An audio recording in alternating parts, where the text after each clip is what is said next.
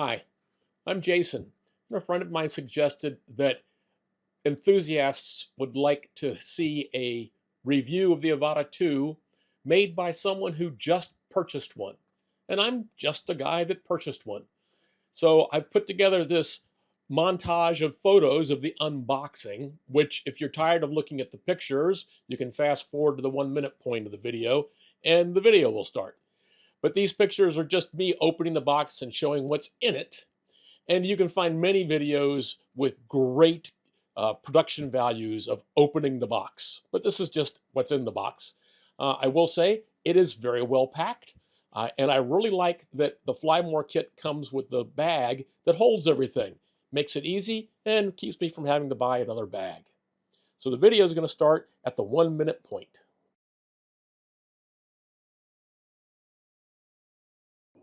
It's an absolutely beautiful day here at the place where I usually fly. And I received yesterday my DJI AVATA2 Fly More kit. Charged it up, spent time going through all of the DJI videos, of which there were 14, and I have to say they were well done videos, giving great basic instruction for how the Avata 2 works. But a friend of mine suggested that some people would like to see just a pilot, just a guy who purchased this on their own, to put up a review and say, hey, this is how it worked for me. So that's why I'm doing this one. I said, this arrived yesterday. I charged up all the batteries. I found the instructions for how to activate it, how to bind it, how to do all the different things, and now I'm ready to fly.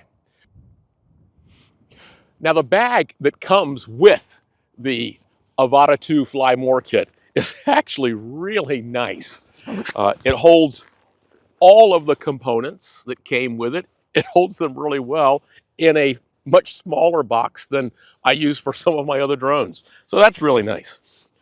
The Avata 2 is physically larger than the first version of the Avata. Is it a lot larger? It's some larger. I'll put a weight graphic on the video because I'm fairly certain it's a little heavier. I know that from other comments people have made, but I've got a scale at home and I'll check it. The Goggles 3,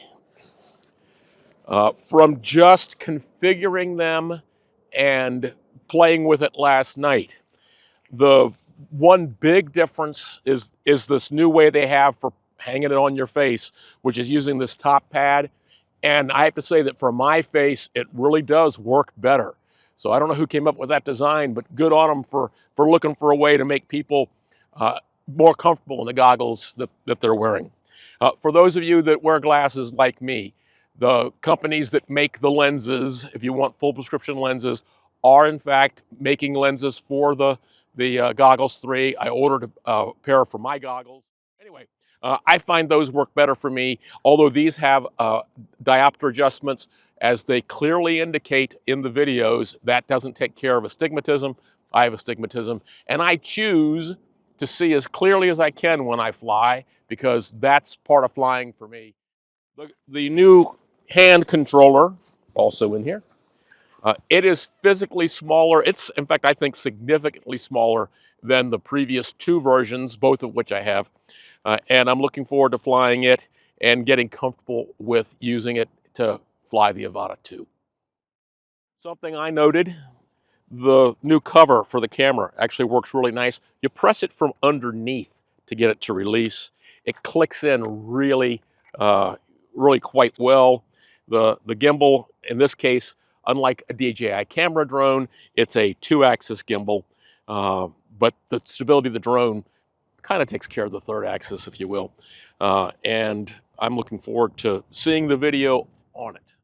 So that was the power up noise, the chirp, and then the double beep was saying that it's linked to the goggles and the controller, which means that it's almost ready to fly. Now, it's never been in this space before, so it's going to take a short amount of time for the GPS to find lock. And when I say a short amount of time,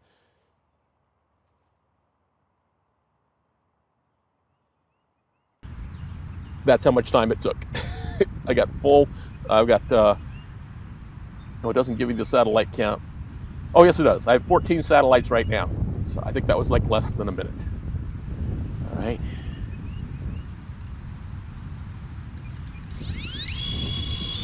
Motor started.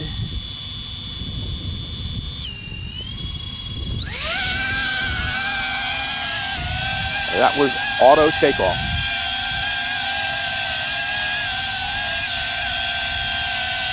Now it's really nice, the control system, in that you put the little circle into over the crosshairs, you're flying exactly where the drone's looking. And if you want to turn to the left, you simply turn your wrist over a little bit, and it keeps absolutely level. And likewise, if you want to turn to the right. Now for this first flight, I've restricted how far away from me the drone can go. Okay, I did that because if it decides that it wanted to land prematurely, I didn't want to have to walk a mile to go find it for this first flight. Now to get the drone to climb, you push the button on the stick up. And if you want it to come down, you pull it towards you. If you want it to go straight left, you simply push the button left, and it translates left. And here it's translating right, slowly. And again, if you bank your angle, or I'm sorry, if you turn your wrist so that it actually turns, it will go in the direction of turn faster. You can also get it to climb by raising your arm and pointing at the sky, and it will climb slowly. Now I'm in beginner mode because this is the first flight. So it's really flying very slow, trying to give me a chance to get used to the controls. As is true with other of the DJI drones, it shows you the home point, the place from where it launched.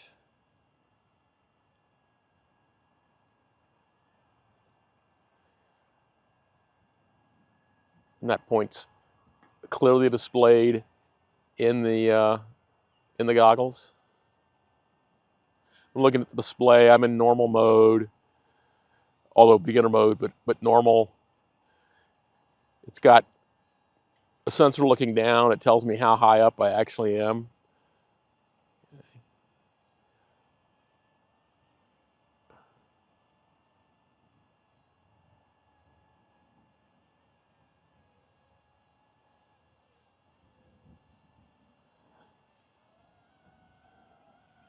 The video is DJI usual, excellent.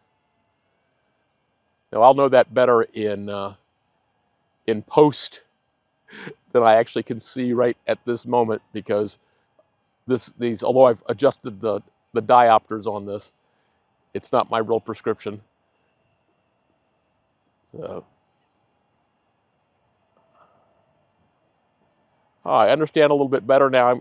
I'm playing with the controls and seeing what they're doing. There's a bit of a wind, and so it's actually it's hovering into the wind.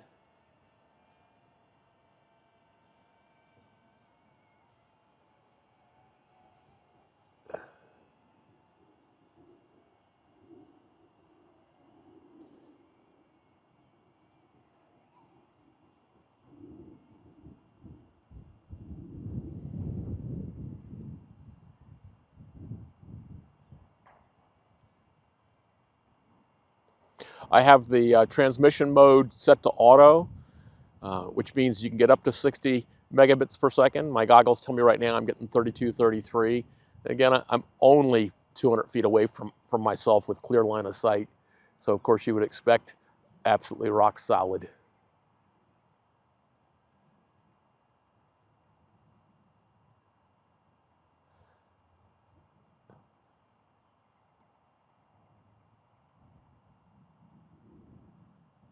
Absolutely rock solid video.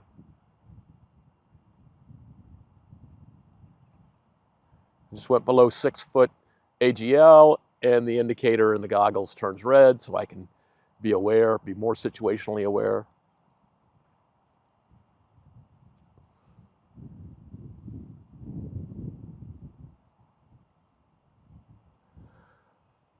I got to tell you, in this beginner mode, not only is it really stable, but it's really slow. Now, I've been flying FPV of every size for about 3 years, not quite 3 years yet. And people who are really experienced, unless they just love flying different kind of drones, and I love flying different kind of drones, this flight experience, especially with the hand controller, is different, is nice, but as you can see, especially in beginner mode, is not as exciting as you'd get from a 4-inch or a 5-inch or any larger drones that you might be accustomed to. But one of the things that we in the hobby, or maybe I'll just say me in the hobby, I did this to have something to do with friends, both to make new friends and to go out with my friends and do. And this drone, and this was true of the previous version of the Avata as well, is perfect to put into the hands, into the control of someone who's with you, who's never done this before, because the drone is going to keep them mostly out of trouble. For people who aren't used to the traditional radio controller, it's fairly intuitive from just doing a little bit of flight, like a minute or two, of how to control the drone. And so if you bring those people with you, if they come with you as your observer, or just because you're having a day out, you can fly with them. Or they can fly with you and they can have fun. And yes, if they're your observer, they can't fly while you're flying because then they're not observing. Okay, yeah, I got that.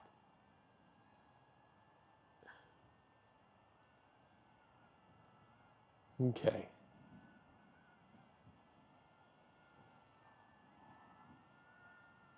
I'm going to see if I can bring it back to the landing pad and put it down.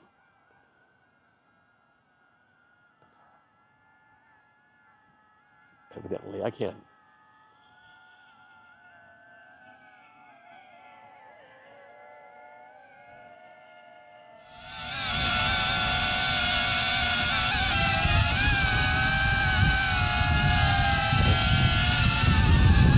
I'm going to gimbal the camera. I'm not.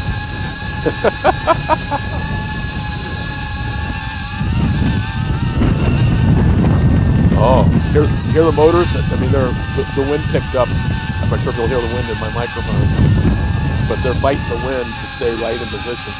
Okay, I'm going to try flying backwards. To fly backwards, you push forward on the throttle. Yes, it flew backwards. And because I was maneuvering my hand, it flew in weird directions. So that was my fault, or my impetus. You just touch the button to activate the controller, and then you squeeze the button to make it fly forward. So there's a tip for you. I'll try to put that up as a text thing early on for the people that are new. And it says this in the instructions that you touch it to activate it to the first stop, and then you squeeze it to move it. But now I understand that terminology better. Okay, let's see if I can get it to land.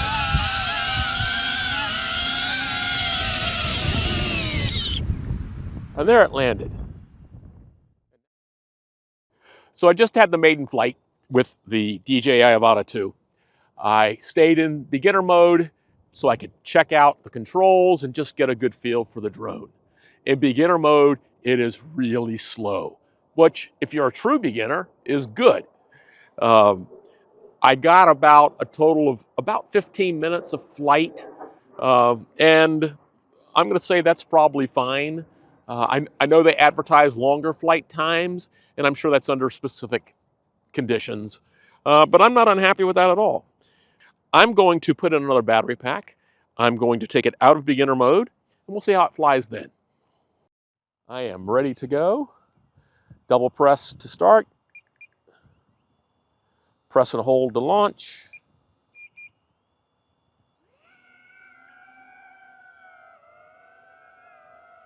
Hovers in place, 4 foot above the ground.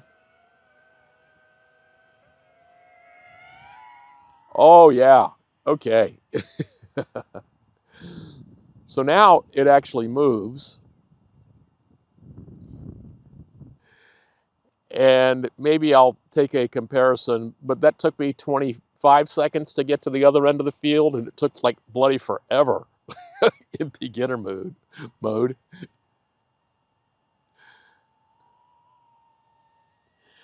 To climb, I simply raise my arm a little bit. To turn, I simply rotate my wrist. Okay.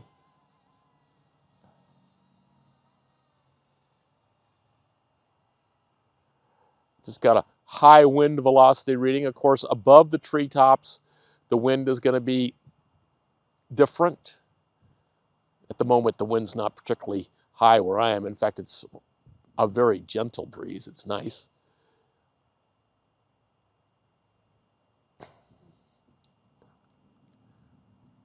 Now I'm at 100-foot altitude, and I'm just heading over towards that cell phone tower that I talked about on my first flight. And you can see, again, I'm hovering just above. I'm hovering at 104 feet. Okay, and if I'm looking straight ahead, and you can see the crosshair, I'm definitely below the top of that cell phone tower. Now I'm going to go straight up 50 feet.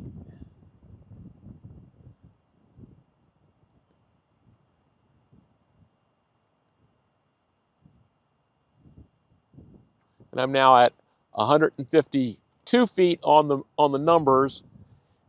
And you can see, again, if you look at the cross in the very center of the field of view, I am even with the top of that tower.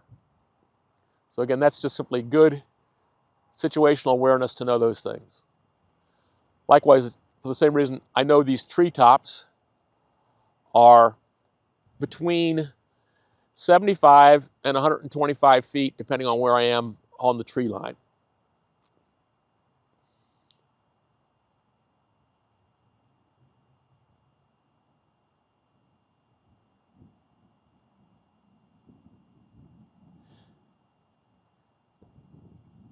And in normal mode, I'm getting just under 18 miles an hour flight speed.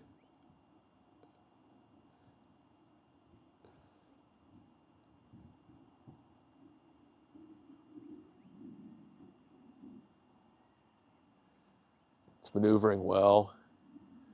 I'm going to go down here. There's a fun place to fly through here. And the DJI is going to make it easy because,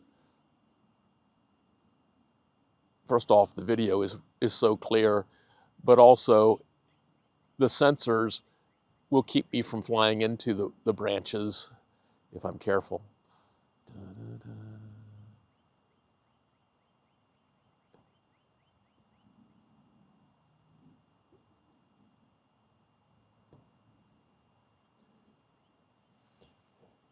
And this is the kind of fun that somebody that's brand new is going to just so appreciate, because the drone, in essence, again, keeps you out of trouble. But you can go down here and have fun. I mean, I'm flying underneath these bushes, right above the ground.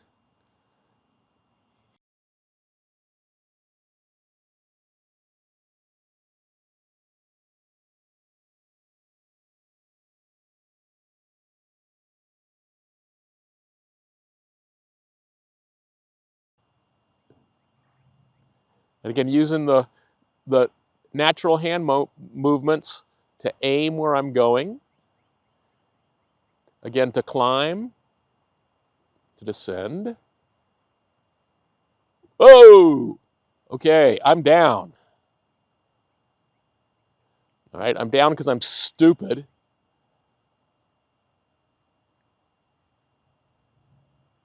Okay, I'm going to...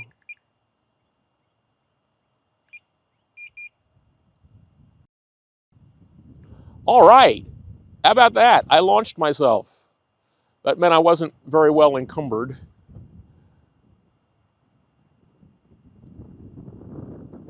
Well, that'll be nice on the video. Hey, I'm stupid. I ran into a tree branch. It tumbled. I didn't have to use turtle mode because it landed upright. It didn't land in the water because there's standing water down there.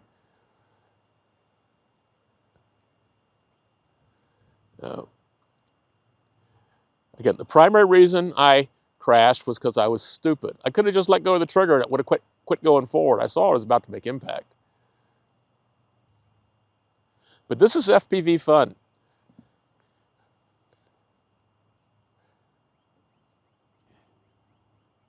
I'd like to fly through that goalpost, but there is a net in it. And stop. I knew there was a net there. That's how quick it stops. Let's try that on the net at the other end, pushing the stop button just to see if it's faster. Dun, dun, dun, dun, dun. Here we go. And stop. Actually, that was quicker. I don't know how much quicker, but that was quicker.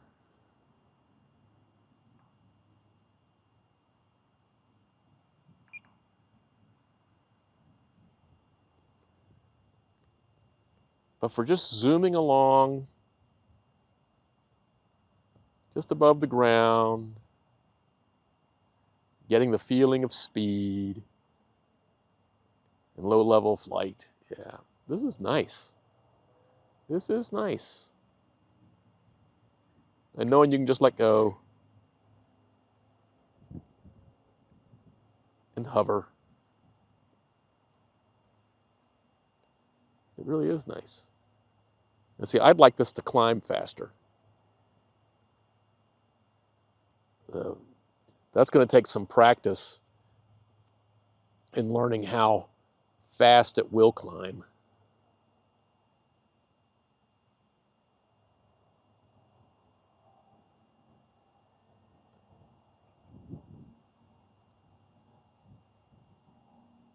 Now it stopped the way it did. I'd set up a 1,000-foot max flight distance again, just so if something went wrong, I don't have to chase it over the ends of the earth. And that's why it stopped where it did. I was right at 1,000 feet, 980 feet, whatever I had it set at. But again, here we go. If I put the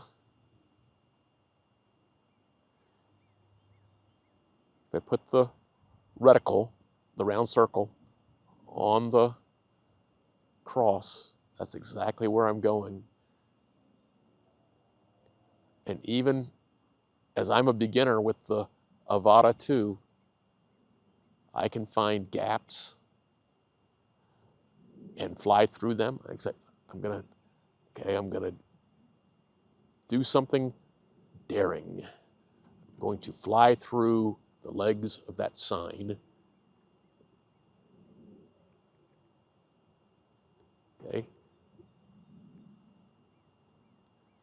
Now I'm just getting a little orange transmission haze, and that's because it's behind. I'm actually below the level that I'm sitting, so the video is shooting around the trees and through the dirt.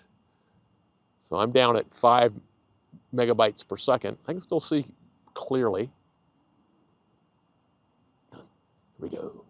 And shooting that gap. How about that? Na, na, na, na, na.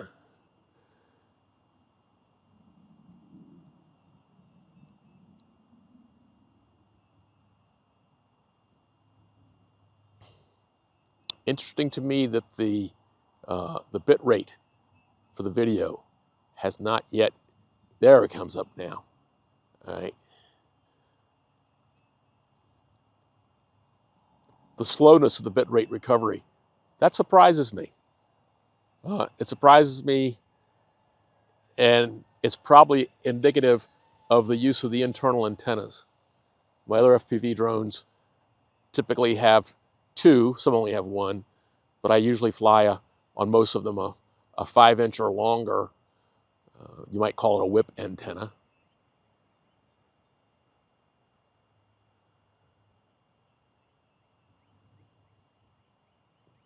So that's a really good observation. I have to say that flying that in between the legs of that sign, that was fun. That would have been challenging for me, not for others, but for me with my traditional FPV drones. There's another sign. Let's see if we can fly through. Oh, low battery. All right. Interesting. Again, so this has only been a 10-minute flight.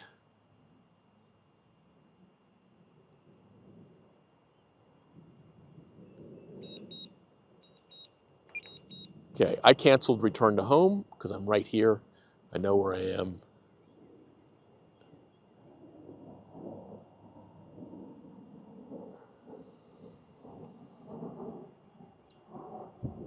As a newbie flying these with this hand controller, I actually am moving my hand in ways that don't actually help fly the drone. If you can really just relax your arm and get used to just moving your wrist,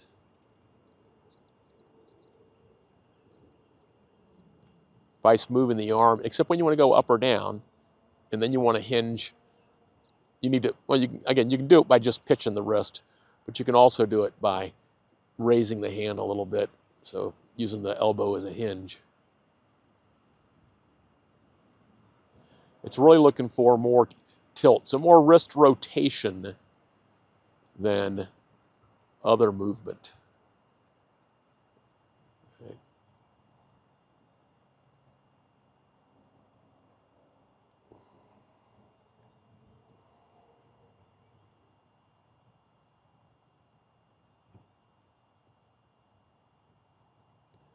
Let's see if I can fly through sign number 2.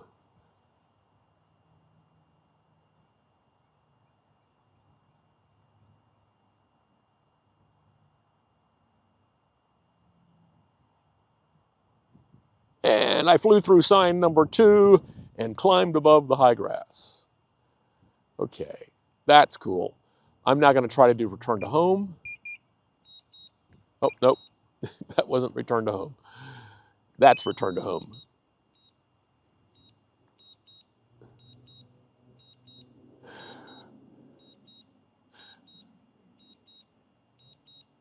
Oh, I got to stop it. Yes. Okay, so I was wondering about that. It took home to be from where that second launch point was when I crashed.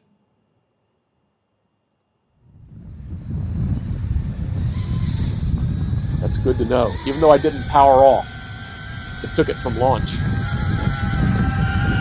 That's a really good thing to know.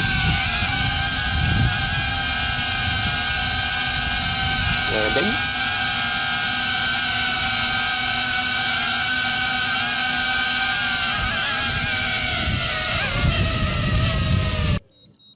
It lands very easily. Okay, and again, I took that battery down to just below 10%. So that was battery pack number 2. In normal mode, not beginner mode, and I had a lot of fun flying that pack. I flew a couple of gaps that I wouldn't have flown in my traditional FPV drones, and that was great. So I'm enjoying this a lot. And this is still first day. That was battery pack 2. So I've got battery pack number 3 in the AVATA2 now.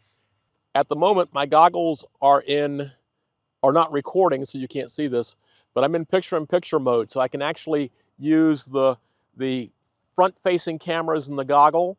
I can actually see the drone sitting on the ground. I can see my cameras. I can also see the view from the Avata itself because I've got picture-in-picture enabled. There's a little thumb side controller, and if you hit that button twice, it puts it in the picture-in-picture mode. Coming. And one. And one.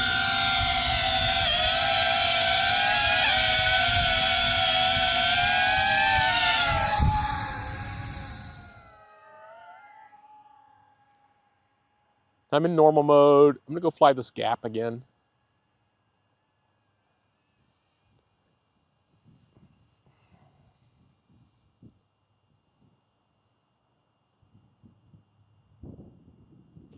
It's fun flying gaps. Or this little canyon below the bushes, just above the grass.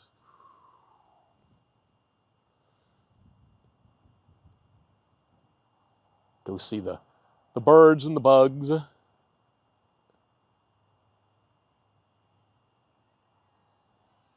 go fly through the tree gap that I know is right there. Okay, remember, you got to keep the throttle trigger depressed slightly or it just hovers. It doesn't turn. Or it will translate, it will do maneuver if you use the thumb controller on the joystick.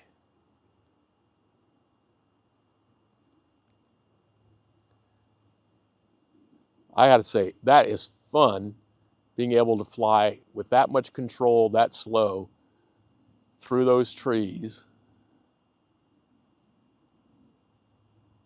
Okay, and here I relaxed instead of just piling into those branches.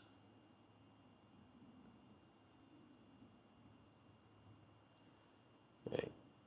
And I hope you can see, as I'm paying attention to the wires that are to my right, wires are your worst, are not your friend. That's the thing to say. Wires are not your friend. So always be aware of where there's any kind of wires, guy wires, phone wires, internet wires, power wires. They will ruin your day. And I have to say, that's just fun, being able to fly through trees like that. And I know that many people flying traditional FPV fly those kind of gaps and fly through stuff like that all the time. And I don't, because I need to practice more.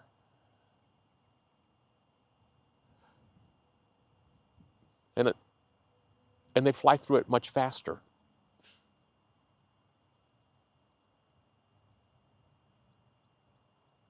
And speaking of fast, so I'm 600 feet distant and I've got the throttle full down in normal mode. And again, I'm getting right about 18 miles an hour, flying down this nice set of soccer fields. Okay, gonna hover. Gonna put it in sport mode. I'm now in sport mode.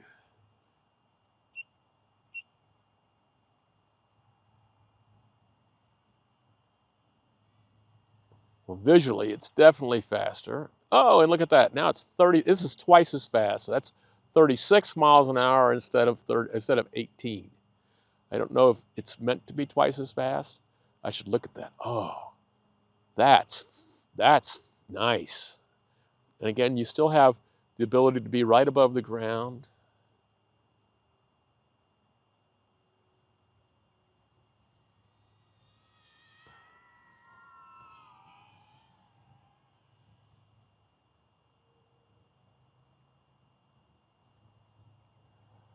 Oh, there's also a tendency, I have a tendency, I don't want to speak in general terms that everyone will. I'm actually gripping this hand controller with much more force than I need to, which means I'm putting stress on my hand that I don't need to put.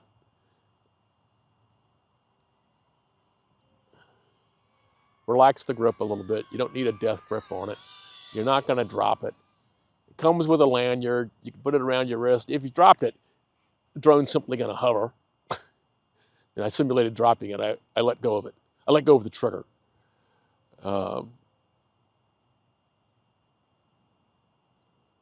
So in sport mode, as it hovers, this up and down that I'm seeing now is just me rotating my wrist up and down like I want to climb. And there I climb.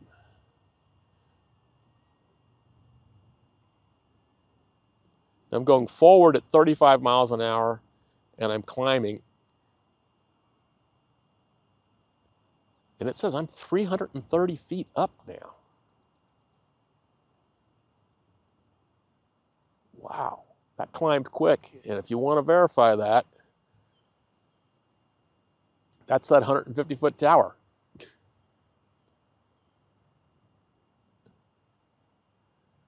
So yeah, sport mode is sporty.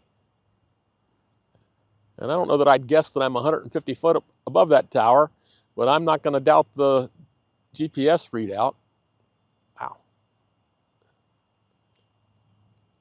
And now the combination of altitude, if you will, the hypotenudal distance. I'm now at my max range that I set, so I'm not going to go down to that. Wow, that got up there quick.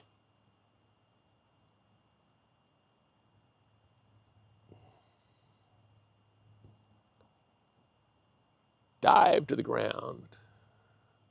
Push the nose down, yeah.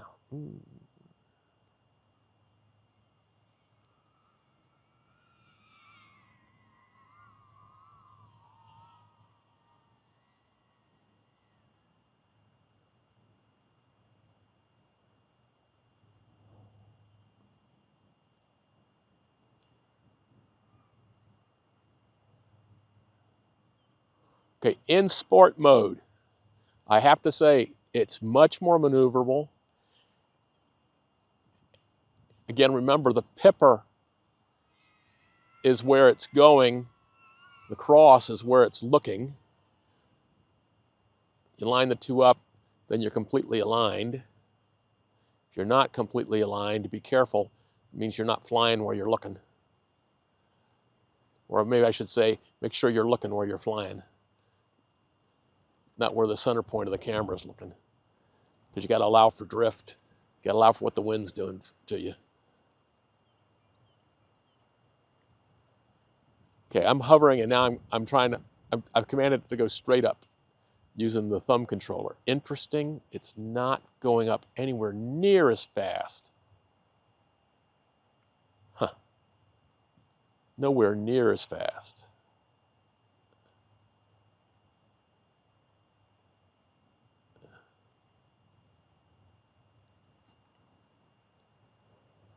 Okay, again, I'm going up to 150 foot. There we go. Now again, just to look at the cell phone tower.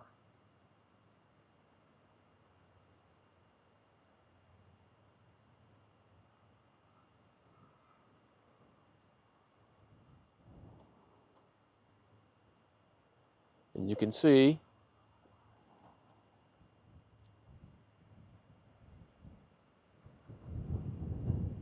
that I'm even. Now the wind has just picked up significantly where I am, where I'm sitting, and I'm getting high wind velocity readout in my goggles. And as you can see, the drone trying to hover in place, because I'm not depressing the trigger, you can see how far the drone has to bank into the wind.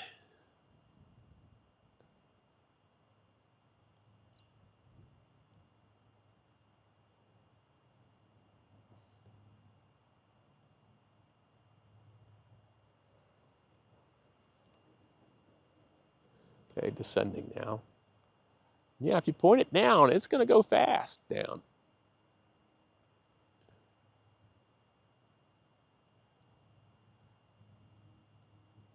Well, I have to say I'm more impressed by this, especially in sport mode.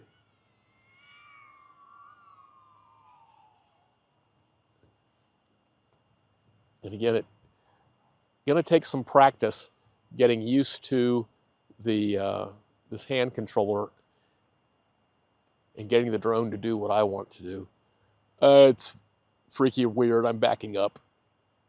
I mean, on purpose. Can't see where I'm going. That's anathema to pilots to not be able to see where they're going.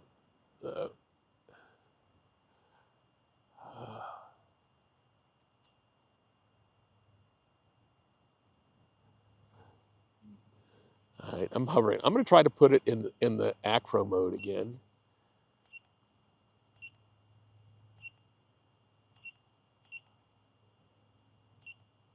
Okay, I'm in easy acro. Recording in progress. Oh, unable to use easy acro when recording's in progress?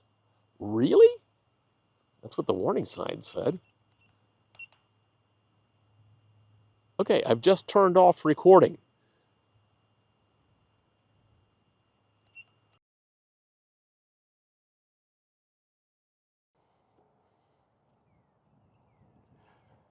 I flew 3 battery packs today. Maiden flight day for the AVATA2. And from an old guy, or an old bald guy, and one who's been flying traditional FPV for a number of years, this is fun. And a drone should be fun. It shouldn't always be hard work, and I think you can work this hard. I certainly believe it can be flown a lot harder than I flew it today. And these first 3 battery packs, I learned a whole lot about the capability and what it will and won't do. But I'm happy to have this in my squadron of drones. I think I'll be flying it more. I think that my friends, my spouse, those that don't fly, but that come out with me because they're nice and they want to be my observer, that I can put this in their hands and they'll be able to fly it and they'll have fun. And that's a really great thing. Everybody should have fun.